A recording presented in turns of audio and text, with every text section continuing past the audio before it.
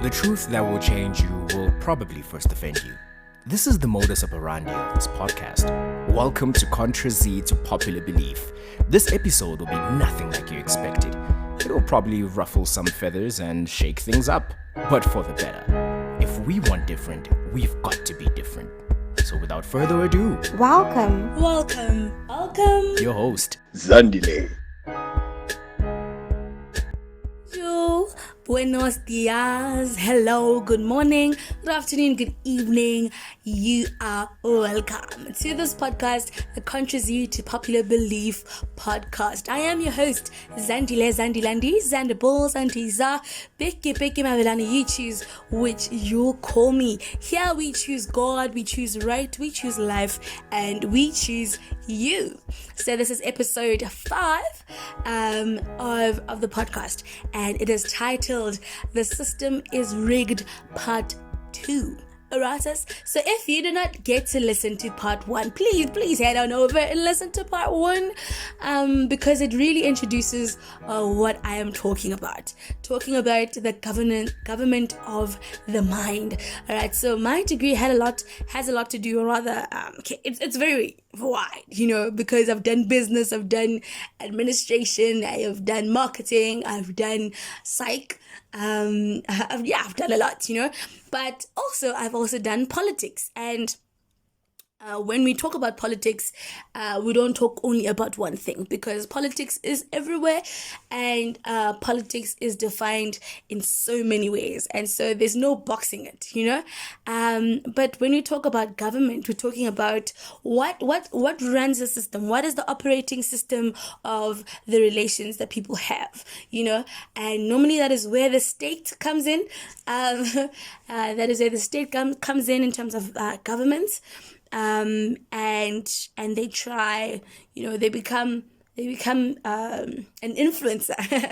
They become an influencer, if not an authority in those relations, right? So yeah. So we're continuing on that. We're picking up on that. And I ended off the last episode with the mind, right? With the mind, and said, what exactly is being influenced? What exactly is being fought over to be controlled? And the answer to that is, it's the mind. Because we are so brilliant. We are so brilliant. God has said it that way. And science has proven it. And it's safe to say that everything and everyone is after the mind. All right, after the attention of the mind, after the rulership of the mind. I mean, in marketing, we talk about branding and what's the purpose of branding, and the purpose of that, or rather should I say, one of the purposes of branding is so that an organization or a product or service that they offer stays in someone's mind. You do everything so that the product, service, experience, organization stays in your mind, so that there is a repeat purchase, that there becomes a loyalty to that organization because of the experience, service, product that they have offered a customer, right? And then, we then label it as you're brand loyal. You're a brand loyal person. For example, I am brand loyal to Omo. I've tried other soaps, but nothing works as well as Omo. And if anybody, a representative or perhaps a CEO, somebody at Unilever, happens to hear this, may y'all please bring the red Omo back, and also the one in the white bottle, not the one now, the one that was phased out. Oh, I tell you guys, like, it worked magic. It worked wonders. You see, if you want white clothes, yeah, that one was a soap, because would either would use that one with the white bottle, or would mix the auto machine liquid with the hand wash liquid. Oh my God, like all the damage, all the discoloration of white things, white clothes, gone in one wash. So yeah, if anybody hears and cares to hear and cares to care for me, please bring it back. It's not nice also, I think like when a brand or organization, whatever, phases things out and they don't let you know. Like, bro, let me know so I can buy for in advance, because do you know like the work and the admin involved in you having to search for something that works for you? Like, just holler so I can buy it out. You get your money, I get my product, everybody's happy, But now we have this thing where it's like, one day it's here, one day it's gone, boom. And then you ask them, you email them, no, it's refund. Like, is there no extras? Like, there's somewhere where it's stocked up, that I can buy all of it. So yeah, please, brands, please, marketers, please, we are asking, we are pleading, that if you're going to phase out a product, please tell us. Like, we support you for a reason. Also, Head and Shoulders, man. I mean, I'm pleading. Can you please bring back the African range, especially the hair food? Like, it really did wonders. It did the one. It did the right. So yeah.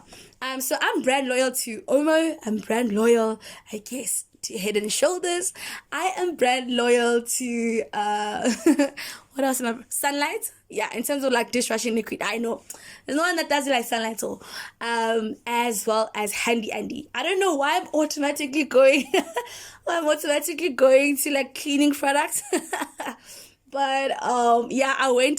There's no coming back, So yeah, I mean, those I don't think I'll ever change them. Like, if something works, it works, and thankfully I found something that works, and so that is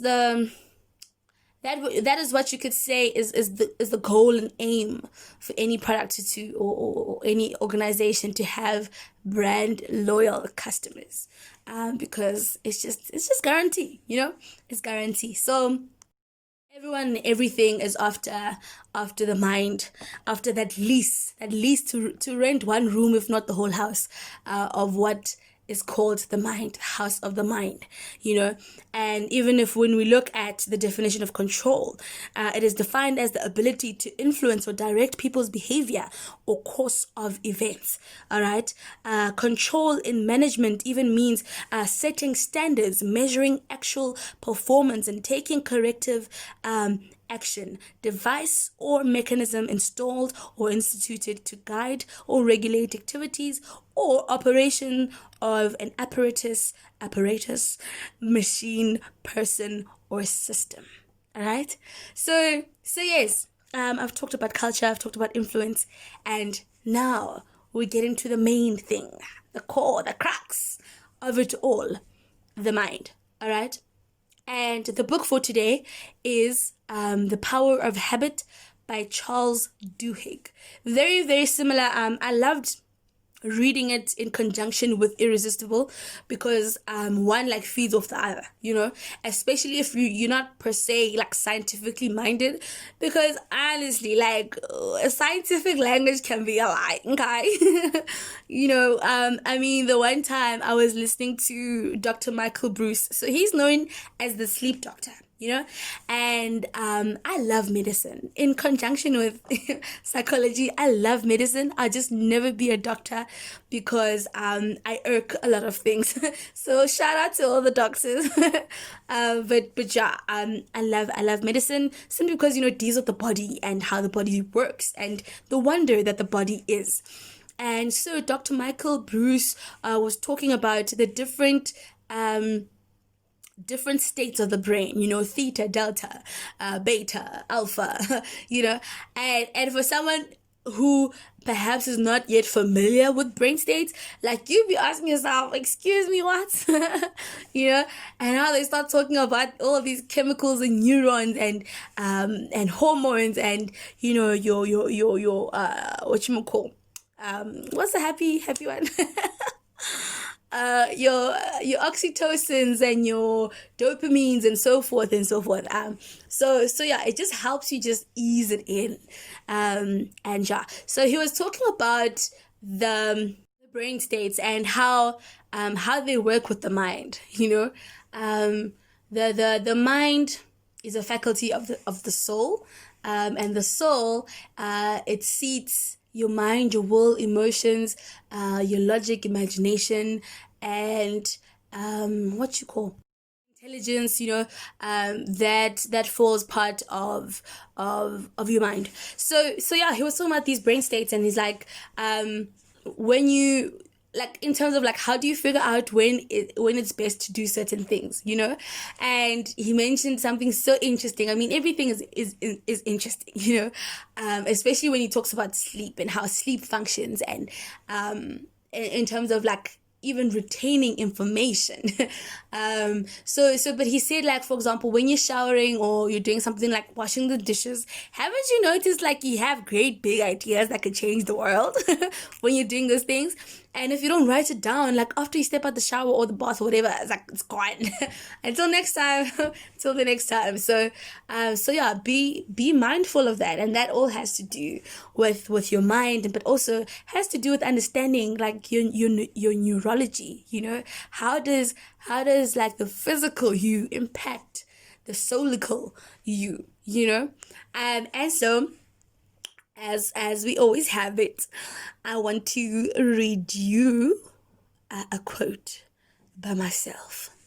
And it goes, "If only we guarded our minds like we did our hearts." I'll say that again. If only we guarded our minds like we did our hearts. Everyone is out to protect their hearts. Like, it's a thing of like, yeah, my mind knows not to do it, but my heart is in it, but I gotta protect my heart.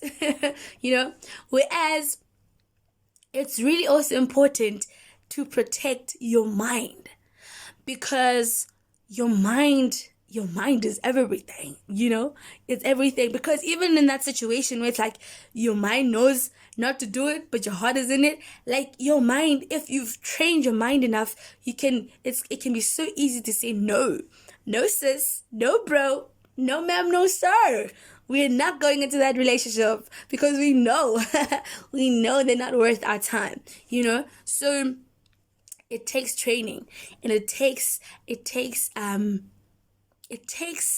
what is this? It's not distinct. It takes I forgot what this word is.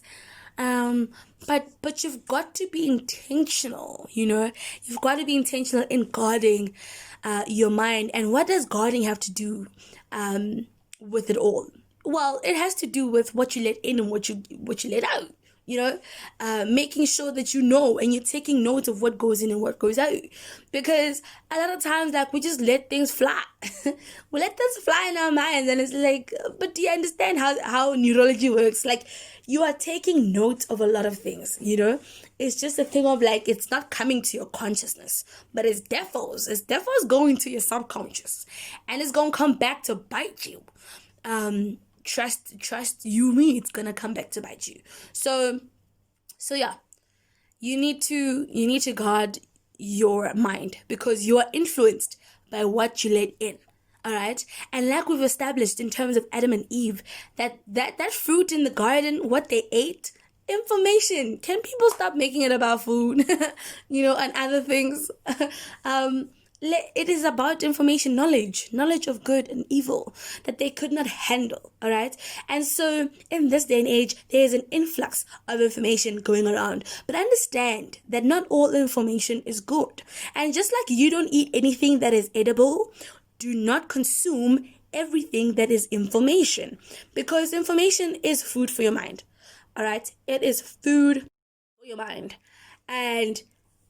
And in that, in it being that, in this age, like, information is also thrown at us without, like, unprovoked. Like, it's like, I didn't ask for that though. Like, why? It's like those ads with YouTube. I mean, I've tried out YouTube Premium. I trialed it, but I still got charged. Yeah, I have a crap with that. But nonetheless, I tried it and it was so peaceful because it's just no unwanted ads. Like, there's no ads, and it's just like you're doing what you're doing. You're watching your video as you've wanted to watch it, and nothing is disturbing you. It was so nice to not have disturbances. All right, and And so information is thrown at us. And I want to tell you that you have control, but you only have control. I mean, we can argue this odds and be like, yeah, but I can do it without God. But trust me, superior authority comes with God, because God, he's not under submission to the devil. He's not under, because the devil is the god of this world, right? So there are two kingdoms at work. It is the kingdom of light and the kingdom of darkness, right? And the kingdom of light, obviously God is king in there, and the kingdom of darkness, we got Lucifer, right? And Lucifer fell. This is just a short history of the devil, right? Of Lucifer. Devil means adversary, okay? Lucifer fell and became an adversary, Satan. And that led to the constitution and dominion of darkness, right? Adam was deceived and authority was usurped. And so the kingdom of darkness was initiated to be fully operative in the earth. If it could not function before that, because for a kingdom to be a kingdom, it needs subject for the king to have dominion over. All right. And so the devil had to usurp authority, the authority of Adam, and therefore he became a subject. And now the world is operating, the cosmos is operating under the kingdom of darkness. So basically what the devil did to Adam was like a coup d'etat. Like he usurped it, he used manipulative ways to usurp the authority. All right. And so that's how Satan became the god of this world. Okay. And so to overcome all these manipulations, I think y'all need to understand something, right? In the kingdom of darkness, Satan is not the strongest the strongest evil being, right? Because when Satan fell on earth out of heaven, or when he got kicked out, he fell with a third of the angels, right? And so in terms of those angelic beings now fallen, they were different. They came in terms of different characteristics and, so to say, categories, right? Because we've got different angels, types of angels. You got angels like Angel Gabriel, Angel Michael, and you've just got a whole lot of others. You've got guardian angels and so forth and so forth. So in the kingdom of darkness, Satan is not the scariest one. He's just the most strategic and most deceptive. That the Bible even calls him the father of lies, So more than anything, you are fighting deception and strategy, because the devil has been on this earth since, and he's observed humanity. He's observed how people are. And therefore, that's why he can be so strategic, because he's coming from experience. He's coming from observation. All right. And so that's why you also have to be strategic. But you cannot be strategic if you do not if you do not have a higher perspective, if you do not have a higher view, which is God's view, because God is over all.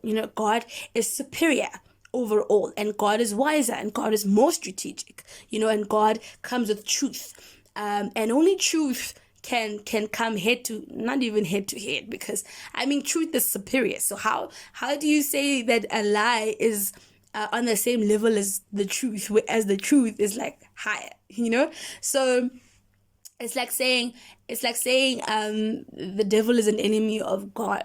Sure, he's an adversary, he's an enemy in terms of he's trying to come against God and God's commands and all and so forth. But don't you ever mistake that he's on the same level as God. Oh no. Oh no, honey. Oh no. God is way higher than that, and that's why he's got the victory, and that's why he has won all the victory, because no one can compete against him, And it reminds me of the song of Dante Bowe. I think he's singing it with Bethel, right?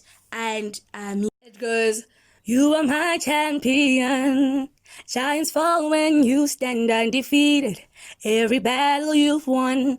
And also, Lord Jesus. Oh, there's a song by Marvin Sapp. Oh, mighty God, you are good. And it's called Undefeated. It's from his new album.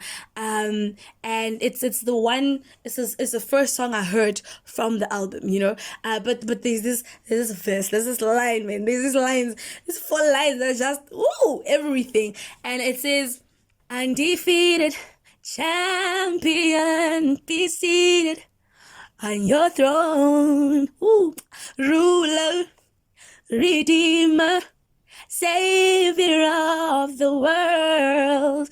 Lord, the day I get my voice back, I shall show you vocal capability. you know, but yeah, I mean, more than perfection in my voice. Like, I hope you heard those words and you didn't mind that my voice is going left. But it says undefeated champion. Be seated on your throne.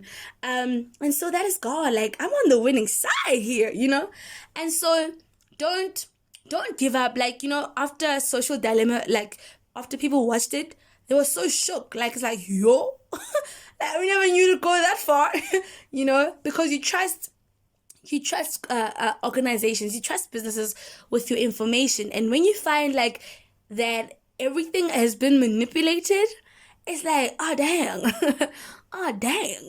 why? For the who? For the what? You feel betrayed. You feel manipulated. You feel controlled. It's just a huge mess, because it's like you don't know who now to trust. And there's just only one person to trust, and that's Jesus. That's Jesus. But it's a good thing that people are aware now. People are awake to the manipulative ways and deceptive ways of, unfortunately, marketing and doing things, of operations. And so you have control in Jesus. You got victory in Jesus, because the Spirit of God gives you that ability, And the media really has become such a strong arm. Has become such a strong arm in terms of like our minds. Because like someone can spend a whole day, a whole week binge watching a series.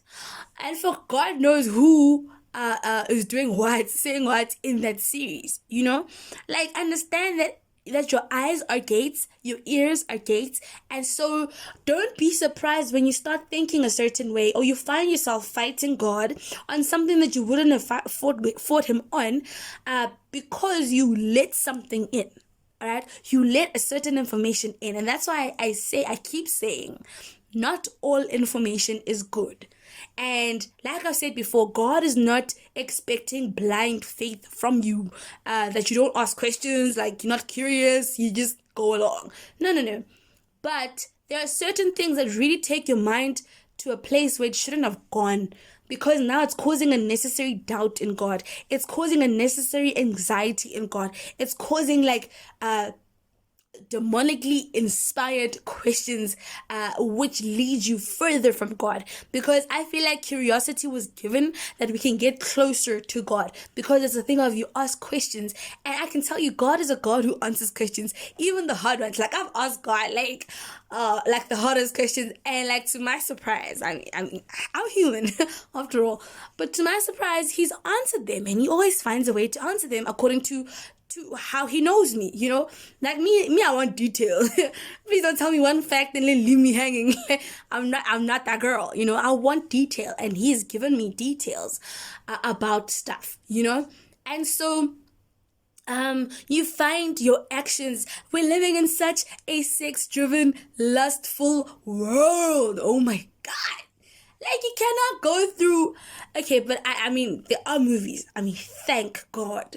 There are nice movies that do not show booty, do not show breast and all of that nonsense. Okay? And it's still a nice movie. Even music videos. Because y'all get me started. Y'all getting me started. But I'm trying not to go there, because... that's not what I'm talking about today in full.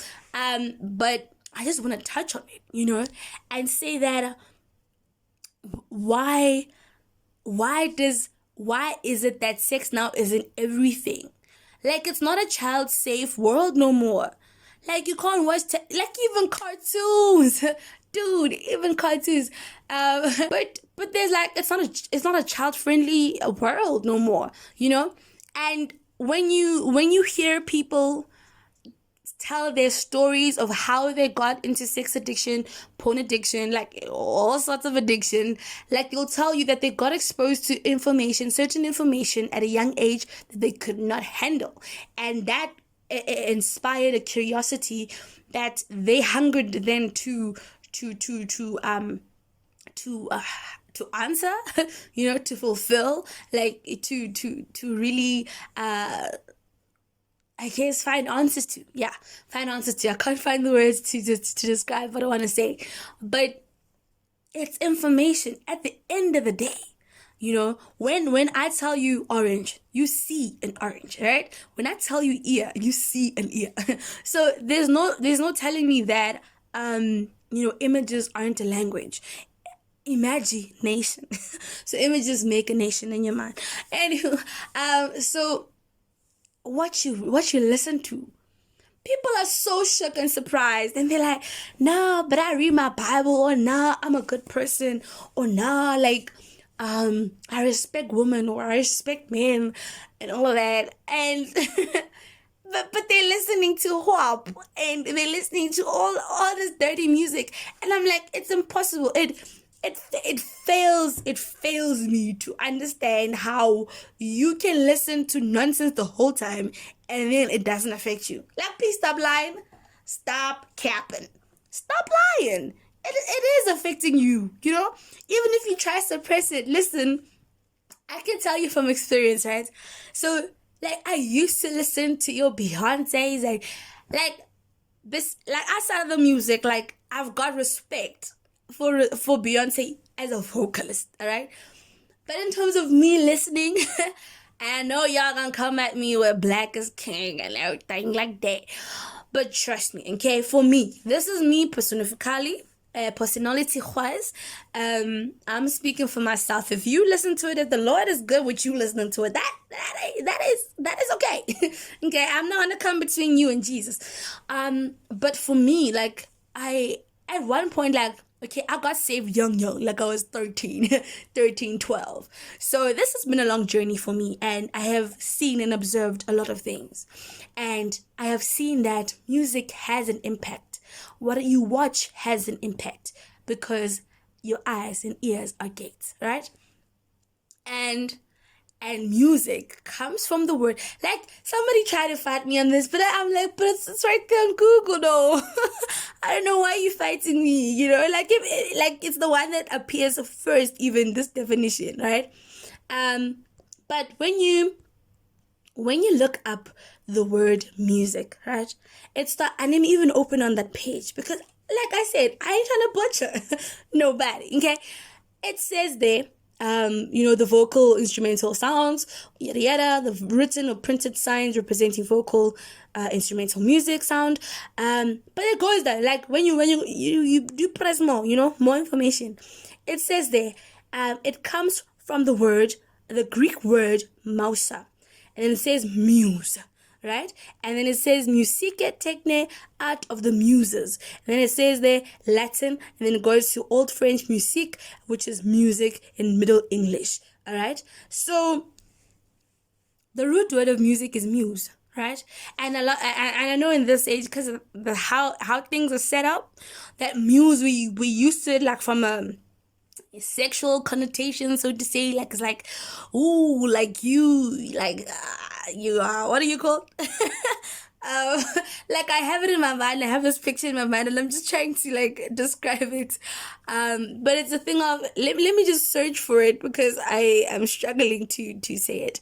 But it's like, you are a source of inspiration or for a creative artist, but in the like, whatchamacall, in the sexual definition, is like, you like, it's a seductive, it can be said to be like a seductive thing, like, you're my muse or something. But anyway, so yeah, but muse comes from a noun, which is an instant or a period of reflection. In other words, let's go further. All right, medieval Latin, it says musum, which is muzzle. Then goes to Old French and says musa, meditate, waste time. Then it goes to muse, right? So musicians are people who inspire meditation. All right, we inspire meditation. Because muse then goes on to have other definitions besides being like the center of attention, so to say. All right, so yes, So music makes you meditate on its content, on what it's playing. And when you receive the authority over things, you receive the authority over the control of the world, of the cosmos. You're also then able to find God, perhaps where he couldn't have been found previously. So for example, what I mean by this is, I could listen to a secular artist, or let me just say an artist not singing gospel or singing God stuff, and I am able to still find God in the gift, because essentially at the end of the day, God is the originator of the gift. Like, the devil can't create; he can only copy. Okay, he can only try imitate, but only God is the one that can create, and so he is the giver of gifts. And so when we talk about music, there's a lot of gifts, that are coming together. All right. And so I am able to hear and be touched by a person's gift, because I'm touched by the God in the person. But because of the content, and because my ears are gates, and because my mind has been made to break down information and content in a song, I usually cannot listen to it for long, because I start hearing, I literally start listening, and I'm like, this is nonsense. Get this music out of here. Get it out. Because what it's saying is just nonsense, pure nonsense. And so yeah, that's the unfortunate part of things, that also you just have to sacrifice some things for the good of your spirit and your soul, because it is what it is, and so please don't be then surprised when you're listening to if this, yeah, mother lover, yeah,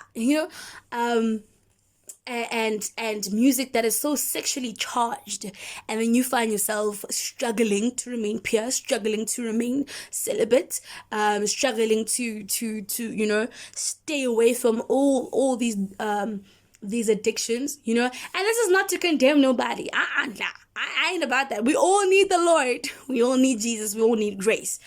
But I'm just saying, guys, also, let's not be ignorant. I feel like one plus one is two. So if you're finna deal with an addiction, if you're finna deal with a problem that you're facing, or thoughts that you're facing, that you seem to not be able to get over, then let's look at the root. Let's look at where it's coming from. Look at your actions. Look at what consumes your time, because essentially what consumes your time, it says a lot about your priorities. All right. And so am I saying listen to gospel every day? Nah. Like I said, as between your discussion between you and God, and not me. Right now, majority of what I listen to is gospel, because I just end up hearing, and I'm just too sensitive for a lot of these music, because I'm just this is too sexual. I love Miguel's voice, but I can't listen to him. Can't listen to him. I remember, and I'm being real here. I'm just being real and being honest. I ain't trying to hide behind, some false, what you would call false perfection / holiness. There's a term that goes, yeah, you're trying to act holier than thou.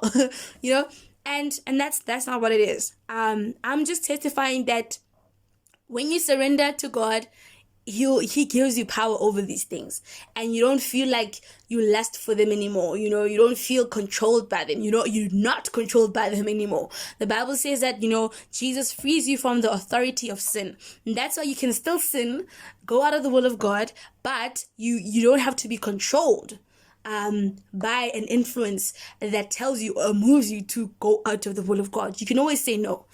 It's just we're just used to yielding. Yeah, we used to yielding. We're just God understands. God will forgive me. Yeah.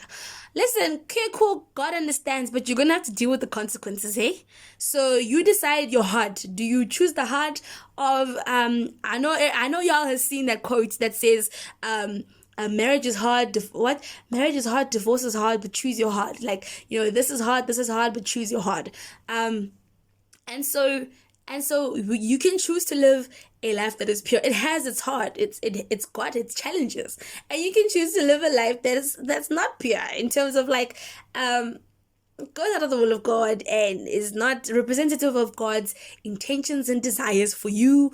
And you can choose to do that. But at the end of the day, like, yeah, at the end of the day, you're kind of trading your peace, because also when you go out of the will of God, like, there's no peace there. Like, the Bible says that, sin, the pleasure, the sweetness of sin is so temporary. Like, it lasts only for a moment. And you have to go back to real life, So when and God will tell you, guys, let's not act like God is a mute. God will tell you in one way or another, and he will signal to you, like, don't do that. Don't do that. And if you are struggling, and I think this is like my favorite line. I'll come back to it.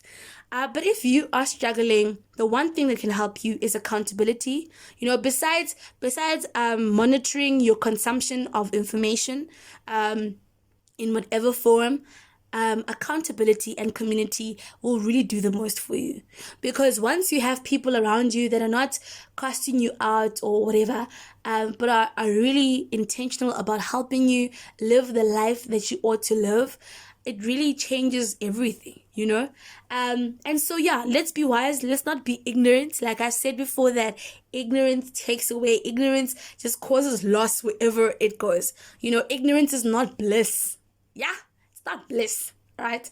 And God's grace is there to, more than anything, empower us to live the life that he has called us to in this era that we've been called to.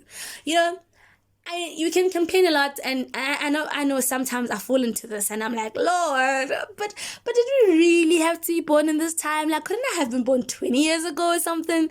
Because, like, what's happening now in this day and age is just a lot, But God always reminds me and says to me that you have been born for this era and for this time and for this aeon, for a purpose. And I know what I did when I put you here. I have a perfect plan, and I have a perfect wisdom that will navigate you through this time.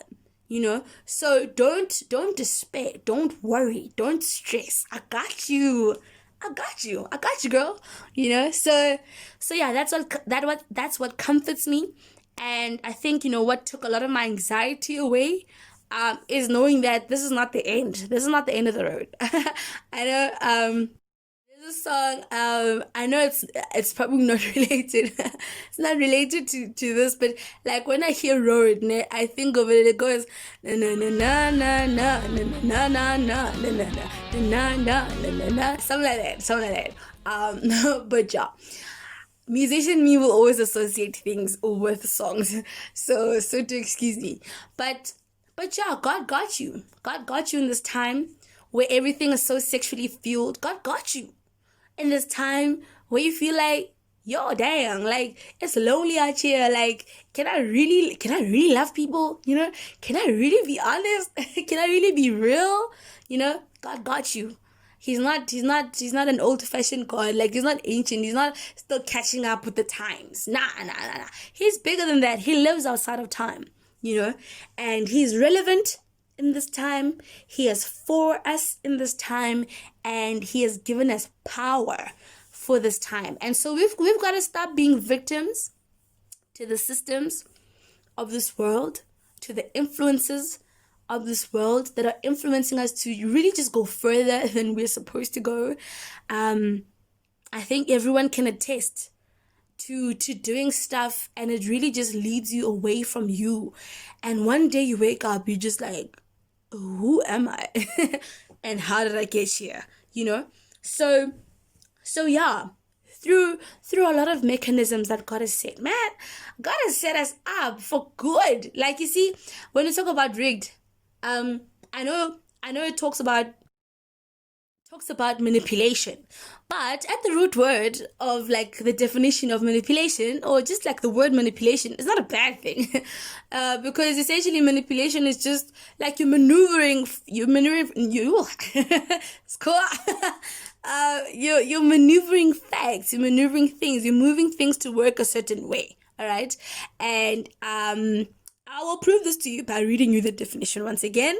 And it's saying it's a verb. It means to handle or control in a skillful manner, or to control or influence cleverly or unscrupulously, to alter, edit, move, examine, or treat by feeling or moving it with the hand, alter or present data so as to mislead. Everything else I've read. So yeah, you understand? So manipulation is not a bad word. It's just often used in a bad with evil intent, so to say, and so God has rigged the system in our favor. He's given us power for this time. So do not feel like it's hopeless.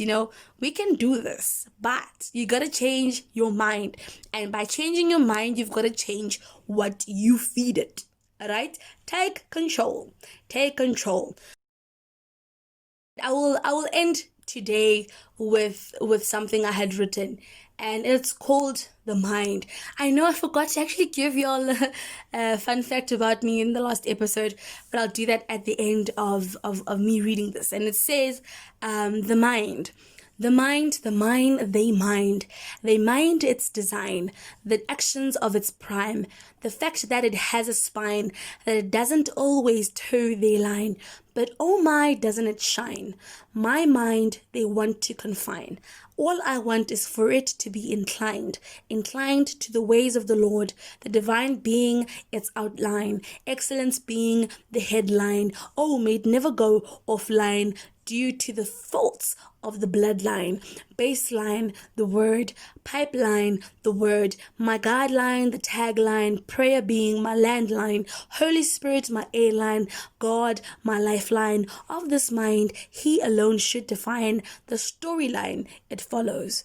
In this, I want to underline that the mind should not be undermined, nor undermined. What you feed it creates paradigms that can create, ruin, or make you win big time. So reassign your attention to the protection of your mind, to the things that matter, to the biggest war of all time. So that is your mind. That is your mind, people. That is where the war is at. That is where the battle is at. And one person also that is also very good on speaking on the subject is Joyce Meyer. She has a book called The Battlefield of the Mind, and you go get yourself that. All right, so we'll continue. I know that I also said I'll speak on New Age, but I'll come to that. This is definitely part of the system being rigged. Ungathi kuzoba ne-part 3 love. Ayiboni kahle. I really am not seeing it well. But we shall see next time. 2 fun facts about me. 1, I don't eat popcorn. No dill, no discopas, anything popcorn like. I don't eat it because I can't. It just doesn't go down. And yeah, it just doesn't go down. And so I have to eat something while I'm watching movies, And number 2, I do not watch horrors. Can't watch horrors, blood and guts all over. I'm not there. Yeah, so those are 2 those are 2 fun facts about me. Until next time on the ContraZee to Popular Belief podcast. Thank you for joining me. It's definitely interesting chats we're having. Do holler, say something, and do share this with somebody. Till next time, goodbye. Thank you for listening to the ContraZee to Popular Belief podcast. I trust you've been challenged, touched, and changed. If you want to keep learning from this podcast, do subscribe. Also, kindly leave a review, as your reviews help us improve and also helps others find this podcast. Until next time.